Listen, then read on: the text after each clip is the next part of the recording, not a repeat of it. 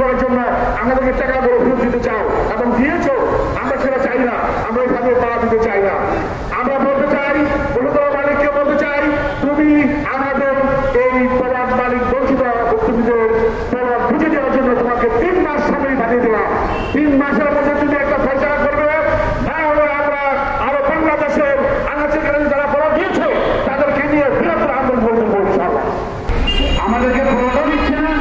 আমাদেরকে কখনো এটাও বলে নাই যে আপনারা টাকা নিয়ে যান, কিভাবে টাকা দিবে, কত টাকা দিবে সেটাও বলে না, কারণ আমরা তাদের বিরুদ্ধে কোনো কিছু করতে পারি না। এখন আমাদের একটা নতুন সরকার এসেছে এই দেশে, আমরা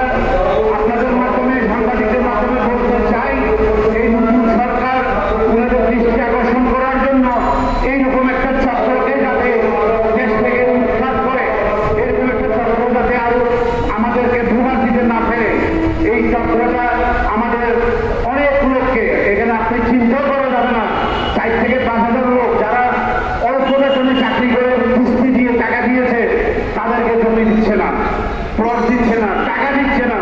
এবং 1 টাকা 2 টাকা না, 1000 টাকা না, কোটি টাকা না, 3 থেকে 4,000 কোটি টাকা তারা তাদের অন্য ব্যবসায় খাটাইছে, এবং সেটা আমাদেরকে জমি না দিয়ে 14 থেকে 18 টাকা আটকে গেছে। আমাদের কাছে ডকুমেন্টস আছে, আমরা কপি দিব আপনাদেরকে, আপনারা অনুসন্ধানে রিপোর্ট করলেও জানতে পারবেন কত হাজার কোটি টাকা তারা এই প্লট দেওয়ার নাম দিয়ে তারা পালিয়ে নিয়েছে, এবং তাদের সেখানে কখনোই ভালো ব্যবহার করে না, তারা কখনোই ভালো ব্যবহার করে না, তারা সবসময় বলে পাবেন, প্লট পাবেন, কখন পাবেন, একটাই কথা, প্লট পাবেন। আমাদের কাছে মনে হয়েছে এখনই সুযোগ, আগের সরকারের সাথে তাদের আঘাত ছিল, সেই জন্য আমরা গেলে ওরা আমাদেরকে ভয় ভীতি দেখাতো, কিন্তু এখন নতুন সরকার এসেছে, সুতরাং আমরা মনে করি এখনই আমাদের একটা সুযোগ এসেছে কিছু বলার জন্য, কিছু করার জন্য।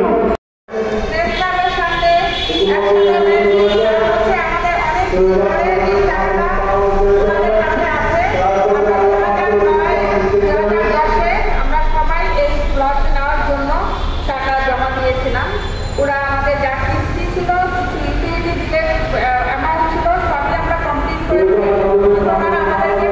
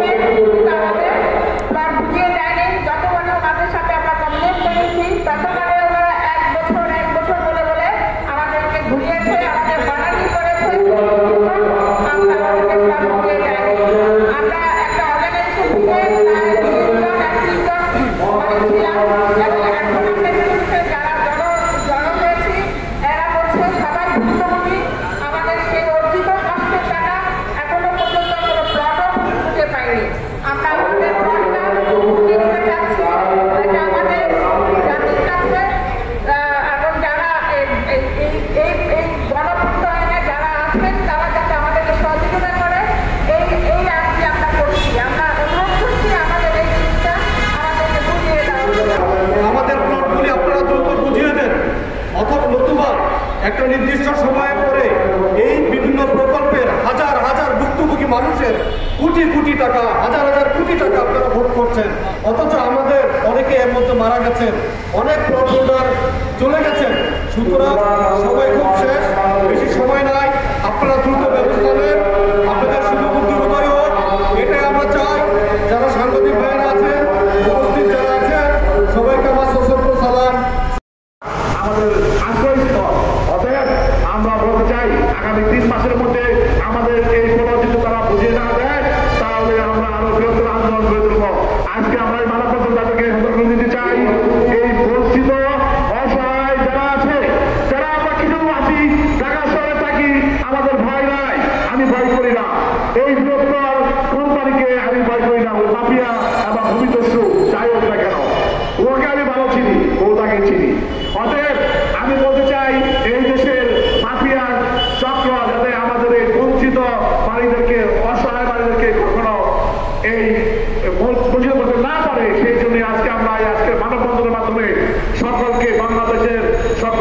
জানাতে চাই, বিশেষ করে আমাদের বর্তমান যে সরকার রয়েছে, আমাদের উপযুক্ত প্রধান উপদেষ্টা ডক্টর ইউনুসের কাছে আহ্বান, তিনি যেন এই ব্যাপারে মালিকদের, বঞ্চিত মালিকদের পক্ষে একটু লবিং করে আমাদের কিভাবে আমরা প্লট পেতে পারি সাহায্য চাই। তাছাড়া আমাদের এই print media, TV, news paper যারা আছে, সাংবাদিক ভাইরা বোনেরা, সকলকে আমি আহ্বান জানাবো একটি অনুসন্ধান রিপোর্ট করে আসলে আমরা কেন আজকে এখানে আসলাম, আমরা কেন অসহায়, আমাদের এই বৃহত্তর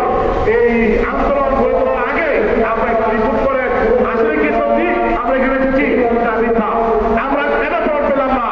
এই প্রিন্টের 2 বছর আগে যার টাকা দিয়েছে সেই টাকা কোথায় গেল, এবং সে বিভিন্ন হস্তকলা ব্যবসা, চিরতর ব্যবসা, আমাদের ওষুধের ডিপার্টমেন্টে পাট কাটে তাদের প্রত্যেকটা খাবারের প্রোডাকশন কারখানা করে চলেছে আমাদের টাকা দিয়ে, কিন্তু আমাদের কোনো তারা বুঝিয়ে যায়নি। আমরা বলতে চাই, আগে আমরা বলতে গেল আমাদের উপরে বিশেষ করে নির্যাতন চলে আসতো, এই আওয়ামী লীগ যুক্তি সরকারের মাধ্যমে তারা